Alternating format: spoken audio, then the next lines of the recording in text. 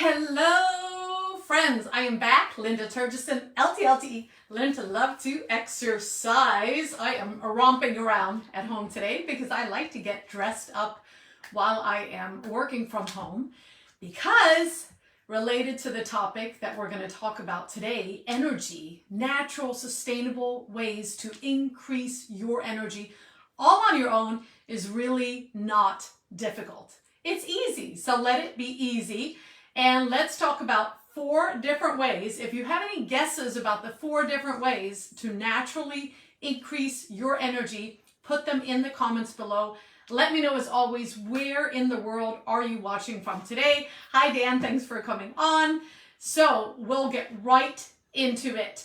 And thank you, Dan. Yes, I have a lot of energy, as did my mom. Always a lot of energy. It's natural. It's sustainable. You don't need any crazy diet. You don't need anything out of the ordinary, really. So if you have any idea of what the 4 things are, put them in the comments below, and we will get right on to number 1. So if you're here listening live or on the replay, put number 1. Put the number 1 in the comments. All right. Number 1, numero uno, numero en, is water. Water intake is so important. Water intake, natural water, you don't need anything crazy. You don't need anything special. I wouldn't recommend tap water necessarily, depending on where in the world you live. But nice water that is clean, that is, maybe you have it in your refrigerator, maybe you have it in your sink, however you have it, maybe you buy water, but clean, proper water is great for energy. It helps you with fatigue, and it also helps you to cleanse your body. So you don't need any specific cleanse. You don't need anything specific to reduce the toxins in your body other than just plain water. So with water, what I recommend for most people is 80 ounces minimum. I don't believe in this whole drink half of your body weight in water because I don't think it's enough. There are people who are maybe 100 pounds, 120 pounds, depending on their height. And for them, just to be drinking 50 or 60 ounces of water, I don't think is enough. For me, I'm 5'4". I drink about 100 ounces of water a day. So if you're not drinking your water, get that water in because it's going to help with your mood. It's going to help with your focus. And most of all, it's going to help you with your energy. So water, keep you hydrated, also keeps those muscles energized. So drink that water. I'm not sure what you're asking, Dan, 50 pounds of water. So 80 ounces of water is what I recommend as a minimum for most everyone. A minimum, okay? So it depends, of course, on your regular water intake. It depends on where you are living, your level of exercise, your height, your weight, medications you're taking, supplements that you are taking. It depends on the humidity. It depends on a lot of things, but I would say in general, 80 ounces is a great place to start minimal to get your water intake in.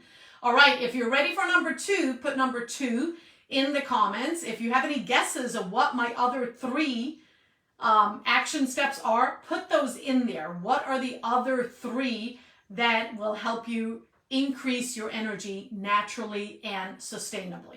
Great that you have your water, Jerry. Awesome. How much water are you drinking a day, Jerry? So another thing is to measure the water, because if you don't measure it, how do you know how much you get? Hydro flask, great way to measure it if that's what you like. So number two, hi Suzanne, thanks for coming on. Number 2 is movement. All right, movement is really important for energy. A lot of times if we feel a little stressed, if we feel a little fatigued, going outside for a walk in nature can do wonders. Even 10 minutes, 15 minutes, it doesn't have to be super long. Get outside your house, put the sneakers on, and walk around the neighborhood for 10 to 15 minutes. It can help you increase energy. Of course, you also get a little vitamin D unless you're applying sunscreen. And it'll increase your oxygen flow, and it's going to help also your hormone levels. So going outside for a brief walk is going to help you. If you have a dog, bring the dog with you. Maybe you can bring your cat, but then likely you won't be walking too fast. But walking outside is going to help also reduce stress, and it's going to make you feel better. A lot of times if I feel a little bit fatigued and I think, oh, it would be so nice to take a little nap, instead I go outside and I go for a walk, and just a short walk really helps me feel so much better and more energized and a better mood. So, hi Laura, thanks for coming on. Yeah, quality water is good, and it depends on the person. Not everybody is into the different types of water, but I think just good plain water is good. So anyway, there's a lot of controversies. There's a lot of different feelings about water and different hydration systems to buy, but it doesn't have to be complicated. The most important thing is start drinking the water. All right, so number 2 was movement. Let me know if you have any idea what number 3 and what number 4 is. Put the numbers in the comments, and as always, let me know where you are watching from. All right, so we covered water, we covered movement. Number 3 is sleep. Sleep is very important. Now, meaning it's very important doesn't mean that you need to sleep 10 to 12 hours a night. There is a limit. As with everything else, moderation and balance is super important. With sleep, a consistent sleep schedule is the most important.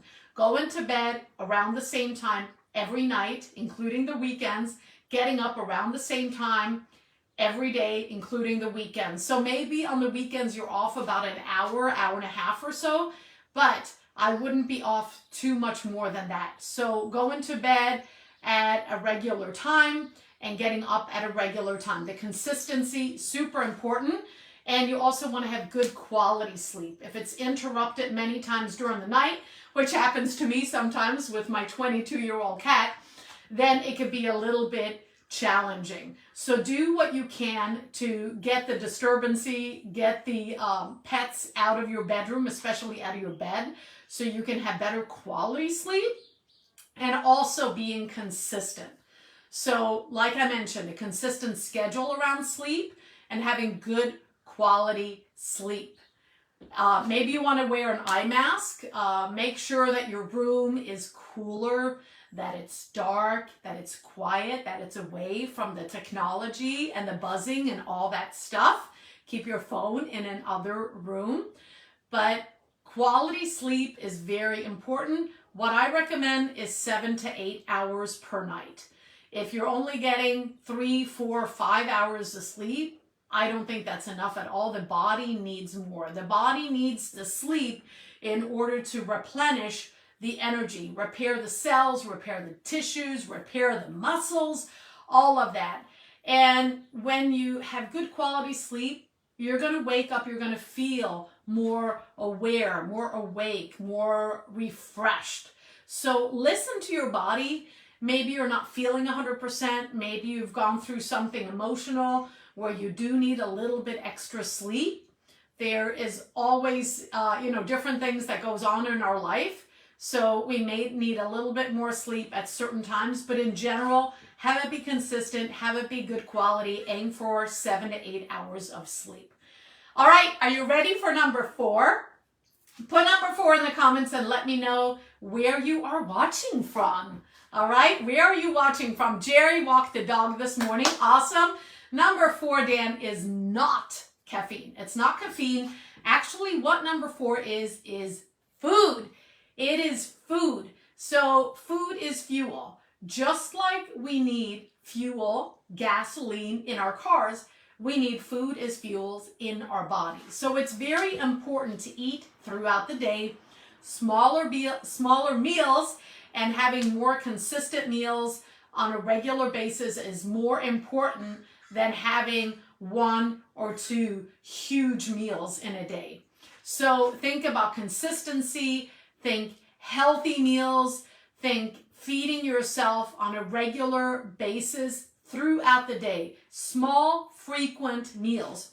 Don't go for the diets. Don't go for the fasting. Don't go for the starvation. Don't go for the reducing of the calories and cutting the calories to a point where you're super hangry. You want to feel good with your satiety level or whatever you call it. Satiation. I always have trouble saying that word. Hi, Cynthia. Thanks for coming on.